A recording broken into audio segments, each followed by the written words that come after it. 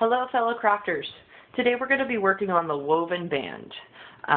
Mostly these are used for things like rifle slings, belts, and guitar straps. I have to give props to JD over at Tying On All Together. He's the person who originally taught me how to do this. However, his was a hand-woven version, and there is just a slightly easier, well, maybe not easier, but faster way to do that. So based on that, I've figured I'd share the wealth, I guess, and show you how to do that. Basically, you're knitting. This whole weave is knitting without the needles, so I'm putting the needles back into the equation. So you're just going to need some basic tools. You need a set of knitting needles. I'm using 10.5. That's a U.S. standard size. You'll find these at any craft store or department store, pretty much anywhere that's got a yarn section that may sell knitting needles and crochet hooks. You can certainly use a 10. You might be able to get away with a 9.5. You can certainly go larger. I wouldn't go any smaller than a 9.5 though, because then you're going to start having issues keeping the cord on. And then you're going to need paracord. The belts that I make are 50 inches. They take about 100 feet of paracord.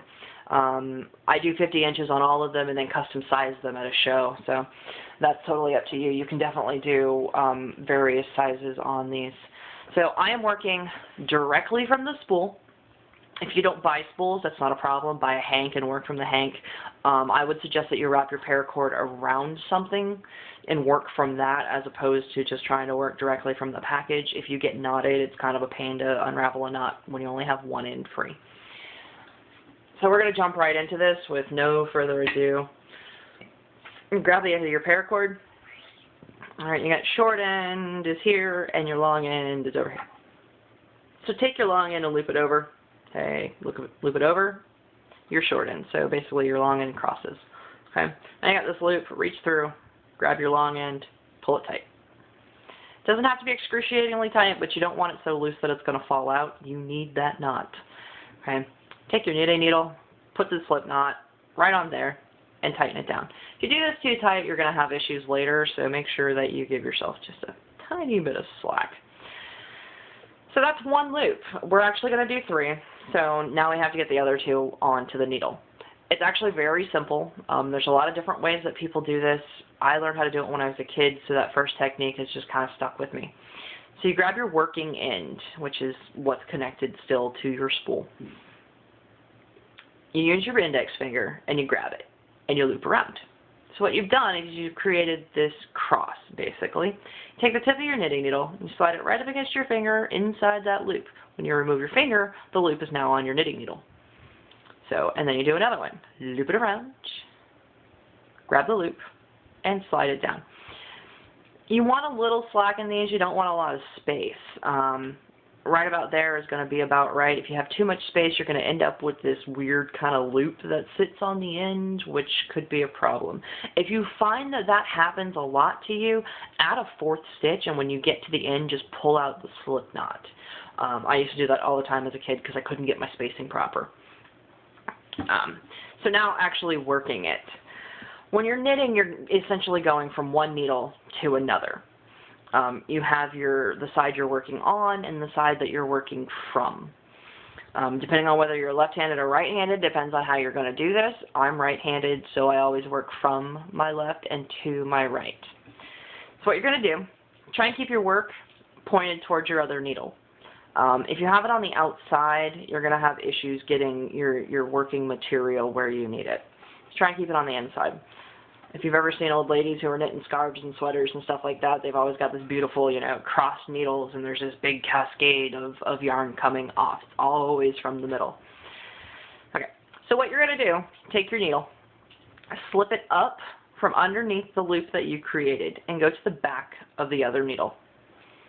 Take your working material, what's actually connected to your spool, go around the needle and through the middle of the 2. Now, if you've made your loops rather tight, you may have to grab this and kind of pull it up so that the paracord can get all the way down to where it needs to be. If you're loose, then you're not going to have that issue. And depending on the day, depends on what mine end up like. So now what you're going to do is you're going to take your needle and you're going to slip it down. Once you get close to where your tip is close to the cord that you actually looped through, you're going to slide it around the curve of the other needle. Okay, it takes a little getting used to. You're going to have to play with it a few times. Not a problem. Okay, once you get it to where your tip's actually sticking out, go ahead and push it through. Okay, so now you've got a new stitch that's on your needle and an old stitch that's on the other needle. We need to get rid of that old stitch. Very simple to do. You simply slide it off. Okay, so up from the bottom, through to the back, around, and through. Then drop your stitch. Up from the bottom, around, whoops, I'm going to lose that stitch early. If you lose your stitch, don't worry about it, just pick it back up. Just remember where it was. And this one's super, super tight.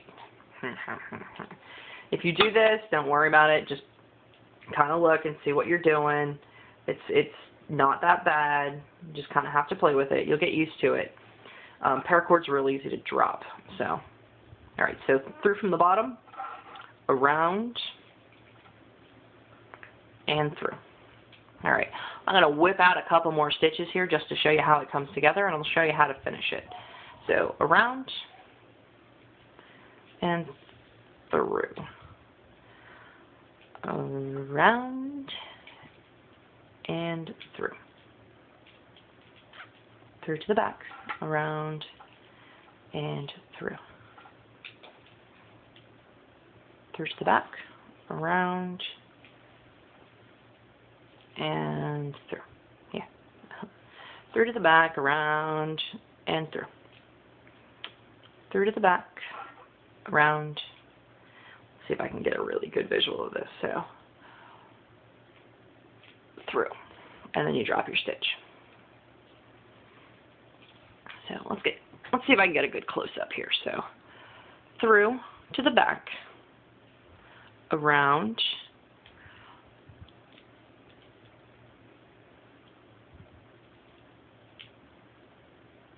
and through.